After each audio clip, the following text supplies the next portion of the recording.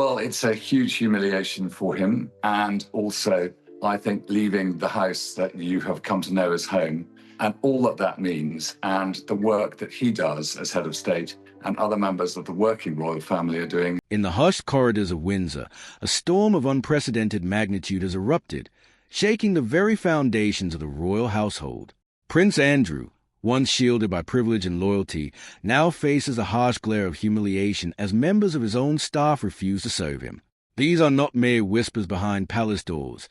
This is an organized, silent rebellion, a walkout that speaks volumes about the erosion of authority and respect within the walls of the monarchy. For decades, Royal Lodge symbolized Andrew's power, his influence, and his proximity to the throne, a sprawling estate where every detail was meticulously managed by a loyal cadre of professionals. But as the trucks carried his personal belongings under the cover of darkness, it became painfully clear that those who once ensured the smooth operation of his household were no longer willing to place their loyalty at his disposal. This is a story of a prince confronting the bitter reality that royal privilege does not guarantee obedience, and that a legacy painstakingly built over decades can unravel in the quiet defiance of those tasked to support it. Inside the Sandringham estate, the atmosphere is equally tense. Andrew's new residence, meant to serve as a temporary refuge, is now operating with a skeleton crew, where the bare minimum of duties is carried out, and every corner of daily life bears a mark of diminished authority. Staff who once managed his every need now decline assignments, not out of protest, but out of a quiet, irrevocable acknowledgement that the prince's standing within the royal system has shifted. The contrast between past and present could not be starker. A man who once traveled the globe representing the monarchy, who once hosted grand gatherings in Royal Lodge, now faces a muted, solitary existence, where even professionals who had dedicated their careers to the royal household choose distance over service. The implications extend far beyond logistics. They are deeply symbolic, signaling a transformation within the monarchy itself, a recalibration of influence, loyalty, and public perception. As Andrew navigates this abrupt transition, the silent corridors of Sandringham echo with a potent reminder that status can be fleeting, and that in the modern era, royal power is measured not merely by title, but by the willingness of others to recognize and uphold it. The walkout is not just a staff issue. It is a mirror held up to the changing monarchy, revealing cracks in the institution, exposing vulnerabilities, and highlighting the complex interplay between privilege, responsibility, and reputation. Observers of royal life see in this moment a cautionary tale. Even those born into privilege are not immune to the consequences of public scandal, internal dissent, and the inexorable evolution of a family in transition.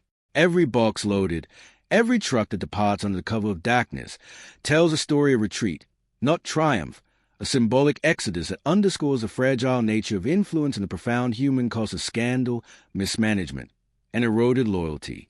In this quiet upheaval, we witness the collision of tradition and accountability, of ceremonial authority and practical obedience, and the stark reality that the royal household, like any institution, relies on the consent and dedication of those who maintain it. Prince Andrew's humiliation is total, not because of the public eye alone, but because those closest to him, the people who ensure that the machinery of royal life functions seamlessly, have withdrawn their service, leaving him to confront a version of his world stripped of its familiar support. The unfolding events at Sandringham and the symbolic exodus from Royal Lodge stand as a dramatic testament to the fragility of hierarchical power, the limits of inherited status, and the silent, yet devastating, consequences when the mechanisms of loyalty fail. As night falls over Windsor and Sandringham, the quiet walkout reverberates like a shockwave through the monarchy, forcing both observers and insiders to reconsider assumptions about duty, influence, and the true cause of scandal within the corridors of power. This is more than a story of relocation.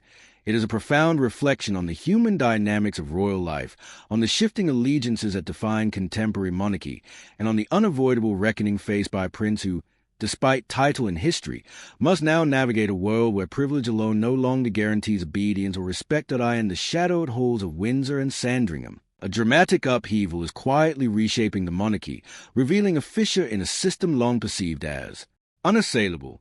Prince Andrew, once ensconced in privilege and authority, now faces a level of public and private humiliation that few could have predicted. The silent rebellion of his staff, a walkout unprecedented in modern royal history, underscores profound shift. Loyalty, once automatic, is now conditional, fragile, and deeply influenced by scandal and perception. For over 20 years, Royal Lodge stood as a fortress of privilege, its sprawling grounds and meticulously maintained interiors symbolizing Andrew's power, status, and proximity to the throne. Within these walls, the Duke of York conducted his life with the full support of a dedicated household, staff who managed every detail from meals to schedules, from maintenance to security, allowing him to navigate the complex demands of royal life with ease and authority. But the events of 2026 have transformed that reality. As moving trucks silently departed Royal Lodge under the cover of darkness, the absence of ceremony or public acknowledgement highlighted a painful truth. The prince's influence was no longer sufficient to command obedience.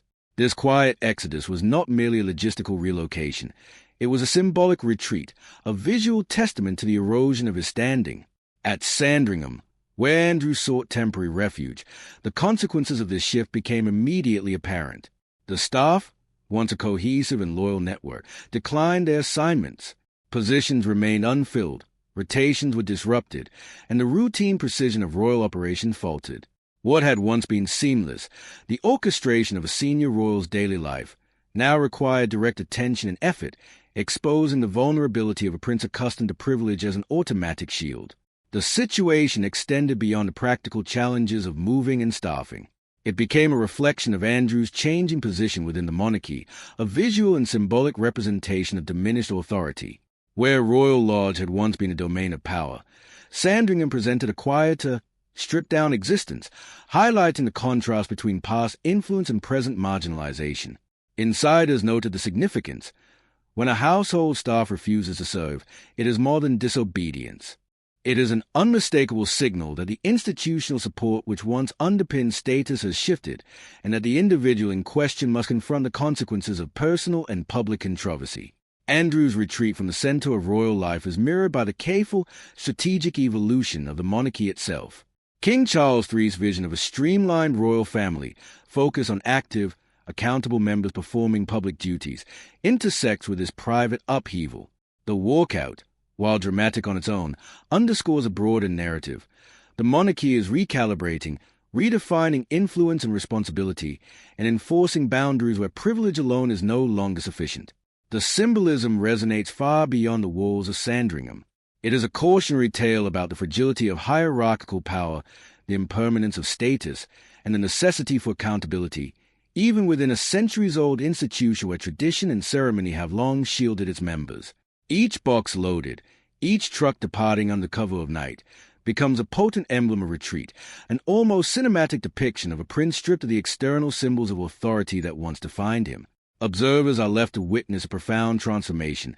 A man who once represented the monarchy at global events, who lived at the heart of royal privilege, now navigating the complexities of a reduced household, a diminished role, and a quiet but unmistakable withdrawal of support from those whose labor once made royal life possible.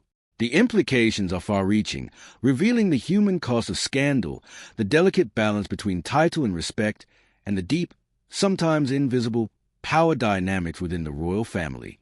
As Andrew confronts this altered reality, his humiliation is total, not only because of public scrutiny, but because the private structures that sustained him have eroded. The silent walkout is a striking reflection of a larger truth. In the modern monarchy, authority is no longer guaranteed by birthright alone, and loyalty, once assumed, must be continually owned. This is a narrative of retreat, realignment, and revelation, a story where the ordinary workings of a royal household illuminate extraordinary consequences, and where a prince, for the first time in decades, faces the stark reality of influence lost, support withdrawn, and a legacy quietly redefined under the unflinching lens of history that eye in the silent corridors of Sandringham. The echoes of past authority fade into a tense, uneasy stillness. Prince Andrew, once surrounded by the constant hum of loyal aides and the rhythm of daily royal life, now moved through empty halls, where each unstaffed room and unmade bed serves as a stark reminder of the fractures within his world. The quiet walkout of his household staff is more than a logistical complication. It is a profound statement, a visible measure of his declining influence within the monarchy and a signal to the world that privilege alone no longer commands obedience. Every routine, once executed with military precision, now requires careful negotiation. The Duke forced to oversee tasks that were previously invisible to him, from arranging meals to managing basic maintenance. The absence of staff is a silent indictment, reflecting years of unspoken tensions that have now erupted into a rare, unprecedented act of defiance. This dramatic shift is amplified by the weight of public scrutiny. The global headlines, relentless in their coverage of past controversies, have eroded the protective veil that once shielded Andrew. Where once his personal staff operated in quiet discretion, ensuring that royal life appeared effortless and ceremonial, now their refusal to serve casts an unavoidable spotlight on every action, magnifying humiliation and exposing vulnerability. It is a rare glimpse into the inner workings of the monarchy, where human dynamics, scandal, and institutional strategy intersect in ways that few outsiders ever witness. The Duke's retreat from Royal Lodge to a quieter Sandringham cottage is not merely a change of address. It is a visual and symbolic act, representing a shift in status, a recalibration of power, and a subtle but unmistakable realignment within the royal family itself. Observers note the irony. A prince, whose life has been defined by visibility, ceremonial importance, and unchallenged status, now finds that the simplest routines require personal effort, and the loyalty he once commanded is no longer automatic. This silent rebellion by the household staff represents a deeper truth about the evolving monarchy. Authority is conditional, respect must be continuously owned, and the structures that protect privilege can be withdrawn at any moment. It also serves as a stark reminder that public perception, private trust, and institutional support are deeply interconnected. One can exist without the other, but without all three, even royalty faces a possibility of isolation, embarrassment, and the erosion of influence. The implications extend far beyond Prince Andrew himself. Within the palace, this act of defiance reverberates as a cautionary tale to all senior royals. Tradition, ceremony, and titles are insufficient when accountability and public opinion demand transparency and ethical behavior. King Charles III's ongoing efforts to streamline the monarchy, focusing on a smaller circle of active and accountable royals, cast a long shadow over Andrew's situation. The walkout is a tangible manifestation of the recalibration. The monarchy is asserting that operational support and loyalty are contingent, and even those born into privilege must operate within the boundaries defined by the institution's evolving modern values. Today, as the Sandringham estate settles into quiet nights, the narrative is clear. Andrew's life, once defined by grandeur and ceremony, is now marked by absence, retreat, and the unmistakable humiliation of isolation. The absence of staff, the stripped-down routines, and the symbolic move from Royal Lodge to Sandringham reflect a broader transformation. The monarchy is redefining its hierarchy, asserting new boundaries, and signaling that historical privilege no longer guarantees absolute authority. For historians, royal watchers, and the global public, this is a moment of revelation, a rare opportunity to observe the human consequences of scandal, institutional reform, and the fragility of even the most storied dynasties. This is a story of a prince facing total humiliation, not in the public eye alone, but in the intimate, unseen spaces of his life. It is a story of loyalty withdrawn, authority questioned, and influence diminished. It is a vivid, contemporary example of how even centuries-old institutions must adapt to changing expectations, and how even royalty cannot escape the human consequences of controversy, scandal, and internal dissent. The silent walkout is both a symptom and a statement. Power is fleeting, support is conditional, and the monarchy, like all institutions, evolves under pressure. For Prince Andrew, every empty hallway, every quiet room, and every reluctant staff member is a reminder that status is never permanent, and influence can be quietly and irrevocably withdrawn. The empty corridors of Sandringham echo with the weight of history and the tension of recent events. For decades, Prince Andrew's life had been orchestrated with precision. Every meal, every meeting, every ceremonial appearance was carefully managed by a team of aides whose loyalty was unwavering. Yet now, in the quiet of his new residence, that world has collapsed. Staff who once moved like clockwork around him have chosen silence, opting out of duties that would have once been unquestionable. The very people whose profession was defined by service to the monarchy now stand as symbols of a deeper rupture, their absence a visible, undeniable measure of Andrew's decline. The once unshakable network of support that surrounded him has fractured, leaving the Duke of York navigating a life that no longer guarantees comfort, authority, or obedience. The implications of this silent walkout reach far beyond logistics. In a monarchy where image, discipline, and ceremony are everything, the refusal of staff is a public statement made in the most private of ways. It is a humiliation broadcast not on television or social media, but in the halls where the prince once moved with confidence. It is a powerful reminder that even royalty is not immune to the erosion of influence, that titles alone cannot command loyalty, and that the institutions built to sustain privilege can be quietly, effectively challenged. Observers within royal circles see this moment as more than an isolated event. It is a turning point, a visible crack in the edifice of the monarchy that signals change, adaptation, and accountability. Every small action now carries symbolic weight. Boxes being loaded onto moving trucks, empty rooms once filled with laughter and ceremony, and the reduced presence of aides all communicate the same message. Andrew is no longer at the center. The grandeur that once defined his existence has given way to a quieter, more constrained reality. The Sandringham estate, while still a royal residence, lacks the scale, prominence, and operational complexity of Royal Lodge. Where Andrew once resided over a world of meticulous planning and ceremonial oversight, he now confronts a starkly different life, one in which the minutiae of daily living demand his attention, and where the absence of staff underlines his isolation. The psychological impact cannot be overstated. Humiliation, once external and mediated by public perception, now takes place in the very space where Andrew once exercised authority. Every unattended task, every unstaffed room, and every moment of quiet becomes a mirror reflecting the erosion of his position. And while the world outside may debate the scandal and controversies surrounding Jeffrey Epstein, inside Sandringham, the consequences are tangible, intimate, and inescapable. The Duke is forced to confront the reality that privilege without trust, titles without respect, and authority without loyalty can quickly become a hollow shell of status. Within the royal household, the event has sent shockwaves. Staff across other estates take note, understanding that even the most senior members of the monarchy are subject to scrutiny, expectation, and professional choice. The symbolic power of the walkout underscores a broader transformation within the royal family itself.